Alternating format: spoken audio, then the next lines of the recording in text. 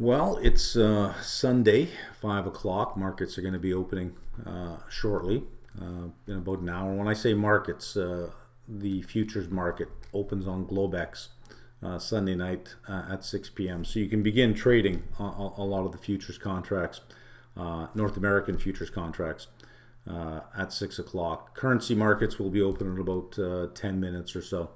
So I thought what I would do this week, I have really no teaching content this week. I'm going to tie some of the content from the three levels to a discussion of three different topics today. I'm going to talk about Q1, Q2 earnings, and we're going to look at what we can expect for Q2 earnings. We're seeing that a lot of companies are not providing guidance for Q2. And we'll look at why that might be the case. And you may think, well, it's because nobody really has any visibility. But there's another reason why you would suspend guidance at this point. We'll look at S&P 500 levels, and we'll look at what makes sense for levels going forward. I know I talked about this in a previous video when I presented a risk reversal. I'll support that a little bit more, and then we'll talk about the comments that are left under the videos, and there's a certain type of comment that I'm not happy with, and I'm not going to put up with, but we'll talk about that. And finally, I've been asked for my views on inflation. Are we going to get inflation? Are we not going to get inflation? And I think if you poll the market, I think you'd get a 50-50 on this. It seems to be split. There are some assets that are indicating that inflation is coming. There are some other assets indicating that, no, there's no inflation coming at all. So what we would like to do is find an asset to buy that we win when there's no inflation, and we'll win even more if there is inflation. And I own an ETF that tracks this particular asset, so we'll talk about that when we get there. Let's look at Q1 and Q2 earnings, and we're getting Q1 earnings now. Some of them are pretty good. They're not all bad. Some of them, are already reflecting, or were already reflecting, the shutdown that happened in March.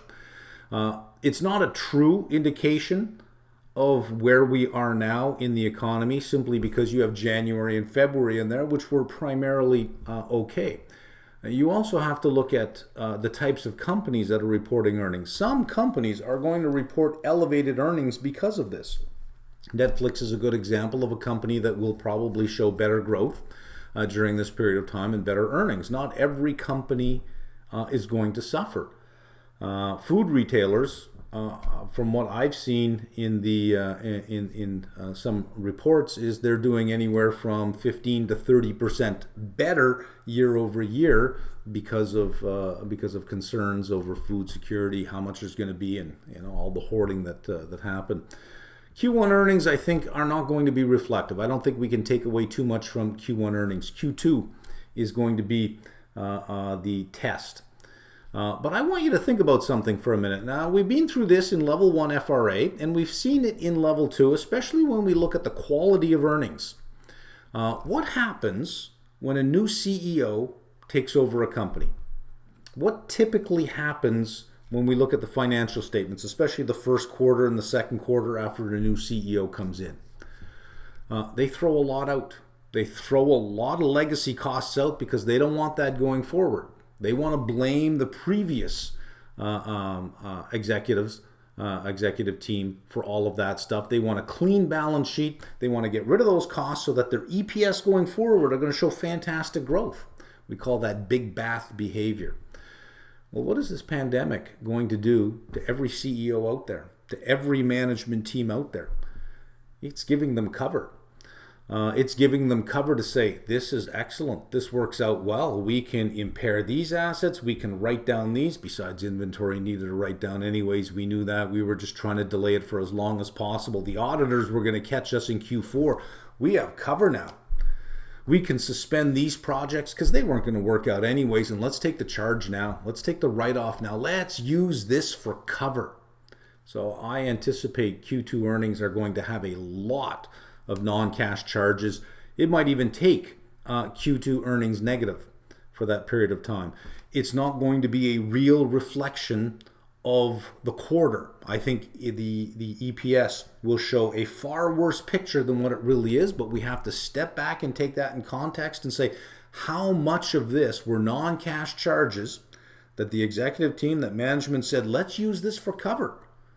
I mean, we had some aggressive accounting these last few years. Perhaps some companies are saying that. We had some aggressive accounting. We really managed that EPS number. That happens. You know that happens. Well, there's going to be a day of reckoning when you manage at EPS numbers where you have to take some charges. Let's do it now. Let's do it now. Well, what's that going to do to the cost structure and the balance sheets coming out of this? They're going to be lean, which means your growth in EPS coming out of this is going to look fantastic because you're not going to have a lot of those legacy costs that still have to be allocated quarter over quarter. They're just going to be taken right then and there. So for Q2, and I think even going into Q3, you're going to have to look at the income statements. You're going to have to say, look, let's go all the way up to operating income because the EPS number is really not going to be very reflective. There's going to be a lot of non-cash charges. CFO will probably be a cleaner number. Free cash flow is going to be troublesome because I anticipate a lot of companies are going to defer their CapEx. Well, we know that investment in CapEx lowers free cash flow to the firm, lowers free cash flow to equity. Well, free cash flow to the firm and equity will look higher. So if you're doing a valuation based on free cash flow, you have to look at that and say, well, hang on a second. Do I take that number or do I renormalize it? Working capital accounts, deferring your payables and working down that inventory level so that your cash flow from operations appears to have less volatility or less variability. So all of these things are going to complicate your analysis of the cash flow statement, the balance sheet, and the income statement. But I do expect Q2 and Q3 to take a lot of non-cash charges such that the EPS number is not going to be a fair test of what's going on. It's not going to be a fair measurement of the impact of the economy on companies. You're going to have to walk up the income statement to operating income, which still is going to be messy. Cash flow from operations still going to be messy. Free cash flow is going to be messy. So coming out of this, all those things are going to look beautiful. EPS is probably going to show great growth. That's just my reflection on what I think we can expect from earnings, which is why I think the market is looking past Q2 and past Q3 earnings because if you've been in this game long enough, you know that, listen, if you're going to give me cover, I'm going to take it because every organization has some costs that has to go to the income statement, which they've been hesitant to take because they don't want to hit that EPS. They've got cover. They've got permission. They're not going to be blamed for it. No one's going to be blamed for it. So all these skeletons in the closet of all these companies, they're coming out. They're hitting those income statements. So earnings this year are just not going to be reflective of what the value of the business is going to be, which is why I think in Q2 and Q3, a lot of analysts, when they set their price targets, are going to look past those particular numbers. So there we go for Q1 and Q2. Q1 earnings, not really reflective. Q2 and Q3, I don't think are going to be reflective either. I think we'll have to wait till Q4 before they start to normalize. And then Q1 of 2021, I think you're going to start to see Q1, Q2 going into 2021. Incredible growth in quarter over quarter EPS only because of the cleanness of the balance sheet at that time. Let's talk about S&P 500 levels. I want to set this in context. I talked about a risk reversal before, and I talked about the bias of the market, and the bias is upwards in the market. You are free to disagree with me, by the way. If you think that, no, I think the bias is downwards, go ahead and disagree. Every single transaction in the market is a disagreement. Every single one. I'm buying. Well, somebody's selling. There's a disagreement. I'm going long this futures contract. Well, someone's got to go short. I'm selling a put. Well, somebody had to buy it. Every single transaction's a disagreement. If there were no disagreements, there'd be no market. So go ahead. If you disagree with me and you feel the need to disagree with me, then disagree with me. But have a conversation with me. Lay out your argument of why you disagree with me. I am open to having my mind changed. That's the mark of a good investor, is to be open to new information and new interpretations and say, I never really saw it that way. That's good information. I know that I've talked to other people in the industry and I've given my views on something, and they are far more educated in a particular sector than I am, and they push back and they say, well, now there's this and this that you haven't considered. And I think, you're right, I haven't considered that. I didn't know that that relationship existed. I'm willing to change my mind.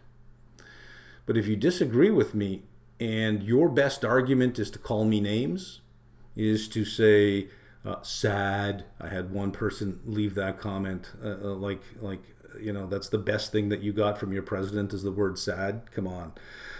If that's the best you got, that tells me one of two things. The first thing is that you're not understanding what I'm saying. You don't have the intellectual capacity to be here. Perhaps there's another channel that you can follow. I'm really speaking to CFA candidates on this one. I'm really applying the knowledge and the readings to the market. The other thing it tells me is you're losing money. You're losing money and you're angry and you're frustrated.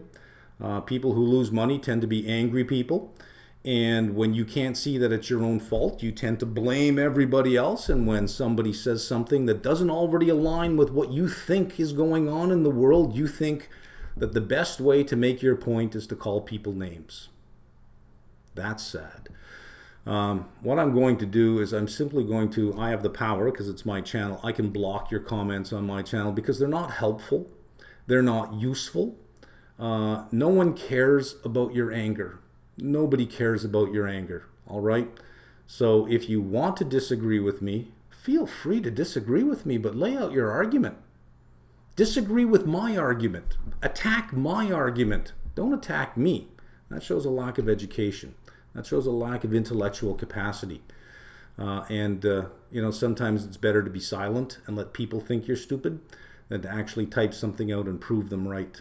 All right. That being said, again, the comment section, I think under a lot of videos, there's a lot of vitriol and a lot of hatred out there. And I think that the owners of these channels have a responsibility to say, look, if you're going to have anger, bring it somewhere else, but you're not bringing it to my side, okay? Okay, let's talk about levels. You have to really think about this market in terms of the players in this market. If you want to understand how the market works, you have to understand who's playing the game. And the big dollars are institutional money. And you're talking about foundations, endowments, pension funds, mutual funds, and mutual funds have a long-only bias. You're talking about a lot of funds out there that have a long-only bias. ETFs, again, that track a particular index. They buy indiscriminately in a certain basket. And all of these institutions have an investment policy statement, an IPS. And in that IPS, they have what's called a policy portfolio, which says what the allocations are to every asset class. So let's take a really simple example, a 60-40 allocation, 60% to equities, 40% to bonds. And let's say that that is an institution's policy allocation. Well, with this last sell-off that we had, what's going to happen to the allocation for that fund? They're going to find that there may be 45% equities and 55% bonds, because with that drop in rates, the value of bonds have increased and their equity holdings have decreased. And many of these institutional funds are limited to holding investment grade bonds only, so they didn't hold a lot of those high yield corporate bonds that really suffered. Their bond allocations increased in value. They're going to rebalance. Rates are going to be low for an extended period of time, so they're going to get very little yield out of those bonds, and they're going to have an allocation to an asset class that is overvalued or maybe rightly valued based on where yields are, but overvalued based on reality, because that's a very engineered yield curve we have right now. Well, they're going to take that and they're going to reallocate it to equities. That's it. They're just going to reallocate to equities. They're going to buy because their horizon is 20 years from now. It's not tomorrow. They're not trading for tomorrow. They're not trading for next week or even next quarter. They're buying for 10, 20, 30, some even 50, 60 years. Endowments, foundations, perpetual investment horizon. They need allocation to growth assets, and now's a good time to buy it because in 20 years, where's it going to be? Higher. Let me demonstrate that to you. Let's say that you bought equities in 2009, and I'm not going to pick a level. Let's not, be unfair and pick the bottom of the market. The bottom of the S&Ps was 666. Let's say that you saw it come up 50% from that level, and let's say you bought at 1,000. That's a 50% retracement from the bottom. You said, okay, well, I'll buy at 1,000. You put $1,000 into it, and you just went away, and you woke up today. Well, the index is at 2,800. That's a 180% return on your money, not counting dividends now. That's a 180% return in 10 years. You look at that and you say, that's pretty good. And then somebody tells you, yeah, but there was a massive sell-off. Well, what does it matter at that point in time? I'm up 180% in 10 years. 180%. There's a 7-10 rule in the market that if you get 7% a year, it takes 10 years to double your money. So you've more than doubled your money in 10 years. So that means your average return, even with all this, was over 7% a year. That's not counting the dividend reinvestment, which is another 2% compounded per year. Even if you measured it at the bottom of the sell-off, that was 2,300. That's still a 130% return over 10 years. So where are we going to be in 10 years? Higher. You're going to have a positive return over 10 years, and that's what these big institutional funds are looking at because their allocation has a long-term investment horizon. They're going to rebalance, and money's just going to go in because they're not trading for tomorrow. They don't have a short-term outlook. They're not trading based on valuation today. They're trading based on what valuations are going to be over the next 10 years. Where's the market going to be at that time? So you have a lot of institutional money that are doing that. Mutual funds that are long only. They're not concerned about losing money. They're concerned about beating a benchmark. So if the benchmark is down 20% and they're down 18%, there's a victory. There's a bonus. They don't short stocks. A long only mutual fund won't short the market. They only buy. Now they may have some flexibility in using a derivatives overlay, where if they feel that there's going to be some downward movement in the market, they may be able to short a derivative for hedging purposes. But what's going to happen if they do that? They short a derivative for hedging purposes. The market does that. Those hedges are going to pay off. What do they have? Cash.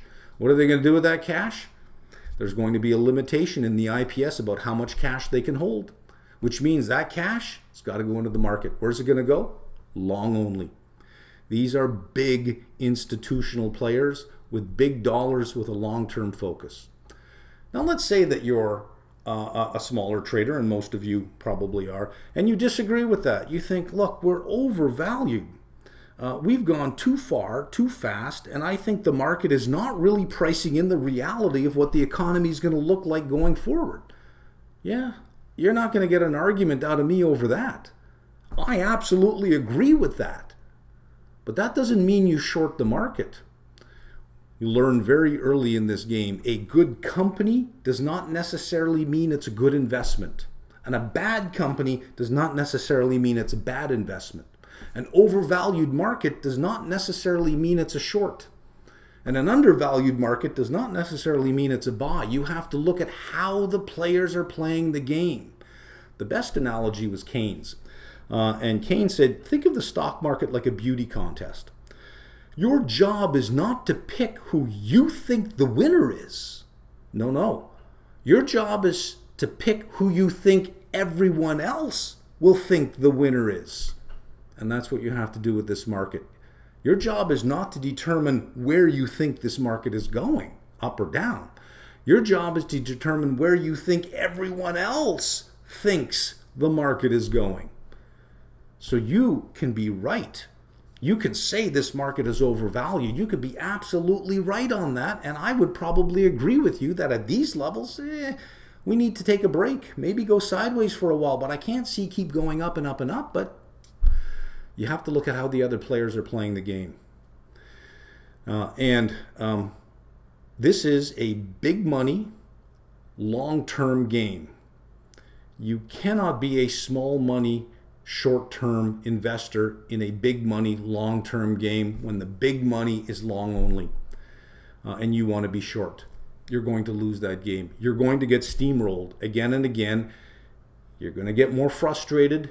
You're going to get more angry. You're going to leave more comments under videos like this that argue that the bias to the market is to the upside because you think that we're all wrong. It's not what you think the market is going to do. It's what you think everyone else thinks is going to happen. And when the majority of the money, the big money, is long-term and long only, well, what are you going to do? The other thing that I had said in the previous video was not to push back against the Fed. And what is the Fed doing? It is squeezing yield out of the bond market.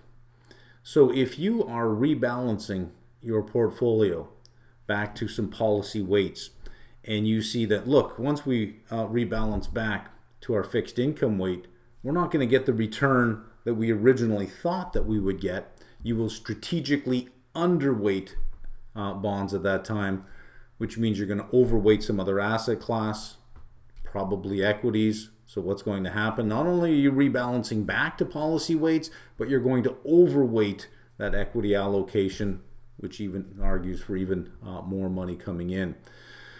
So if you're shorting the market at this point in time on valuation issues, that is a hard bet to win, only because the majority of the big money is coming in without a concern for valuation this quarter or next quarter or even 1 year from now, but over the long term. So when I say don't short these markets, I'm not cheerleading. I'm not saying we're going higher, rah, rah, rah. I'm saying have a look at how the players are playing this game. And if the big players are playing a certain way, why play differently? Why play differently? If you believe that the markets are set up so that the big guys win all the time, act like the big guys. It doesn't take much to see that, right? So if you are playing for a short-term sell-off based on valuation, I would seriously rethink that. If you are looking at these markets in terms of being a long-term investor, I think buying at this point in time and buying at regular intervals makes a lot of sense. And for a lot of rookie traders out there, and I call them rookies because they're beginners. Hey, listen, even a professional NHL player in his first year is called a rookie. That doesn't mean that you don't know what's going on. It just means that you're new to this. You don't necessarily have to bet on a direction to make money. You can find good assets that pay a good dividend, and if they have options, you can generate even more income. And sometimes there's better stability to your income and less volatility to your income when you don't have to bet on a particular direction, when you can say, look, this is not going up or down for a long period of time. I think it's going to go sideways for a while. That's almost a license to print money at that point, especially if there's a dividend and there are options. So you don't always have to make buy or sell decisions every single day to make money in this game. The experts have already figured that out. So if you're frustrated because the market is not doing what you think it should be doing, that's because you don't understand that you are not making a bet on the market. You have to make a bet on what the other players are making a bet on. That's the game that the small retail trader has to play. Okay, let's move on to inflation and what's going on there. This one here is a little bit harder to analyze. And whenever you come to a situation like this where you can make a case for inflation and you can make a case against inflation and both sound good. You can listen to an expert say, here's why we're going to have inflation. You could walk away saying that's believable. And then you can listen to an expert saying, we're not going to have inflation, here's why. And you can say, but that's just as believable as well. What you want to do is write down two lists. If there's no inflation, what should I buy? If there is inflation, what should I buy? And then you want to find names that are the same on both lists, and that's what you want to buy. Let's make the case for inflation. You're going to have low rates for an extended period of time. Number one. Number two, I think you might even get supplier-led inflation in here. And here's what that looks like. I'm a supplier. I have a certain market that I supply to, and it's smaller because of all of this. So I'm not getting the revenue that I want. I realized quite quickly that, look, trying to get higher revenues from getting more customers doesn't make a lot of sense. So I'm going to have to get more revenues from my current customers. I'm just going to raise my prices. Well, that's inflation. You don't have to raise prices in the face of a shortage. You could just raise prices in the shortage of any other customers. And I'm just going to say, look, I'm just going to charge you more. Not only am I going to charge you more, but that stuff I used to give for free, well, I'm going to pull it back. I'm not going to give it to you anymore. So I'm going to cut the level of service that I give you, and I'm going to raise my price. Now, we're already seeing that. Our small business is already seeing that with a couple of our suppliers already, because we have IT suppliers, we have payment processing suppliers. Our payment processor has already done that to us. We're going to raise your prices, and some of these other things that you were getting for free, they're gone. But we'll sell them to you. We'll take this opportunity to grab more money from you. Why? Because they can't get more money from more people. They have to get more money from the same people. And this is how some companies treat their long-term customers, is they take this opportunity to beat them up, to extract as much money out of them as they possibly can. So you might get that kind of supplier-led inflation where if the market is too small for me to make my numbers, then I have to go for wallet share. If I can't get it on market share, I got to get it on wallet share, which means I got to charge you more and give you less. Now, some companies, especially in the services sector, can get away with that. But when you have an economy that is 70% services and 30% manufacturing, like North American economies, that might create some inflation. Inflation not driven by anything more than just, we got to meet our numbers, you're all that's left, we got to charge you more. That was the whole idea behind stagflation in the 70s, is you had high levels of unemployment, but you had high levels of inflation because the suppliers that were left were saying, if we're going to survive, we got to get these numbers. And that's just it. And we need to cut our costs, so we're going to lay off some more people, which increases inflation, but they got to get these numbers. So the people left buying had to pay more. And companies that couldn't survive went away, so the amount of suppliers shrunk. And when the number of suppliers shrink, the ones that are left saying, if we're going to survive, we now have to get these prices. So you have this supplier-led inflation. Okay, so maybe you might get that. But I don't think you're going to get manufacturing-led inflation, because that's really at the input price level. And we'll talk about why I don't see that happening. As far as low rates for an extended period of time, I think you'll get asset price inflation, but I don't think that will lead to general price inflation. That's not going to make your haircut more expensive because rates are low for an extended period of time. That's going to push up real estate pricing. That's going to push up asset prices, the price of financial assets, because the discount rate at which you're discounting future cash flows is smaller. You'll end up with a larger present value. So perhaps not general price inflation. Perhaps asset price inflation. Yes, I do see that happening. And maybe some general price inflation if the services sector decides that it wants more of your money without giving you more value. Let's make the argument for a no inflation. You have low demand. Inflation we typically think of inflation as being demand-led. There's just way too much demand, too much money chasing too few assets. You have low demand. You have low energy prices, and energy is the input to all GDP. Without energy, you won't produce GDP. Think of almost any service or any product that you buy. Some energy was involved in getting that service to you. So if you have, and energy is an input to everything. So when you have very low energy prices, it's hard to argue for that general price inflation. You have low raw material pricing. If you look at the price of copper, timber, all of the metals, the industrial metals, they're all extremely low because there's lots of capacity and very little demand. So that is the input. All of that stuff is the input to the production process that produces all of those final products that we consume. Well, if you don't have energy inflation, if you don't have raw material inflation or commodity inflation, and you don't have wage inflation, because with a high level of unemployment, guess what? I don't have to pay top of market salaries at this point in time.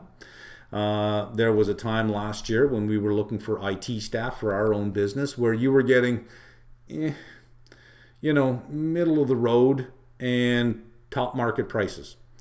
Well, we just put out a call for another IT person, a very high level IT person, and we've got more response than we've ever gotten before, and quality we've never ever seen, ever. It's a buyer's market at this point in time. We don't have to pay top market rates to get what we would have had to pay, or what we couldn't have afforded a year ago to get that kind of quality. We can get today at a lower rate than what we bought last year, year over year, what we could have bought last year for those prices. So without that wage inflation, without raw material price inflation, without energy inflation, when all of those prices are subdued, it's hard to see how you're going to get general price inflation out of a manufacturing sector. You can move to a service sector and say, well, maybe there, but if services have to compete with each other, it's hard to see who's going to raise their prices first. Some companies have pricing power. Well, those are the ones you want to buy. Those that can raise their prices and their customers are in the position of, well, what are we going to do? We don't like it. We don't like being treated this way, but what are we going to do? So what asset could we buy that is nice and safe right now, that pays us for holding on to it, and if there is inflation, we really make out? Preferred shares, and not just any type of preferred shares, but what's called a rate reset preferred share. And this is a preferred share that is tied to the 5-year treasury yield, whether it be in the US or Canada. It's tied to the 5-year treasury plus a spread. So as the 5-year yield decreases, the yield on these preferred shares decrease, their prices drop significantly. And rate reset preferreds have been beaten up badly over the last month. Excellent. I can't see them going any lower. I can't see that 5-year rate going any lower, which means at this point in time, either it stays where it is or it gets higher. If there's inflation, that 5-year rate's going to rise, which means the yield on these rate reset preferreds are going to rise. The market will price these preferreds to yield somewhere between 4 and 5.5%, depending on who issued it. You can get rate reset preferreds primarily from financial institutions, banks. A lot of energy companies, larger energy companies, especially energy distribution companies, well, they'll always still exist. You have a utility that produces energy, but you got to get that energy from the utility to your home. It's those companies that transport it to your home. Their preferreds tend to be very good, very safe. So rate reset preferreds. And you can find ETFs that track the rate reset preferreds. And right now, they're yielding anywhere between 4 and 5.5%. A couple of them have already lowered their dividend because the dividend yield was so high. The price has fallen, so the dividend has fallen. So still, if you're buying now, you're still probably going to yield 4.5 to 5.5% on the dividend. If there is inflation over the next couple of years, that's only going to go up. And if the yield on them goes up, the price will go up because the market will price these to yield 4.5 to 5.5%. So if they start yielding more, the price will increase to keep that yield in that tight range. So I got myself a nice big exposure to rate reset preferreds. Now is the time to buy rate reset preferreds because since they're tied to that 5-year, they're very low. If you're looking for a good ETF, look for one that has a laddered strategy. And what does laddered mean? That means that every year, some preferreds reset every year so that they have a 5-year ladder. So let's say they're all 5-year rate reset preferreds. They'll have 20% of their portfolio in preferreds that will reset this year. Then 20% of their portfolio will reset next year, so that at any given year, 20% of their portfolio is going to rate reset. So this year, in these laddered ETFs, 20% are going to reset this year, but 80% are still reflecting the older yields. So that's why you can get a nice 4.5 to 5% yield on these, because they're laddered. They don't all reset all at the same time. So that's the exposure that I picked up over the last couple of weeks. Is I looked at that and I thought, well, you know what? For the safe investments that you have, a nice place to put it, if you're Canadian, a nice place to put rate reset preferreds at this point in time is in your TFSA, your tax-free savings account. Because you don't want to mess around with the capital that you put in your TFSA. I can't see rates, especially at the 5-year, going lower than what they are. So I think we're at the bottom in terms of where the price of rate resets are going to be. And if there is inflation, you're only going to win even more. If there's no inflation, you're going to yield anywhere from 4.5 to 5%, depending on the structure of the ETF that you buy. And that, I think, pretty much wraps up what I have to say today.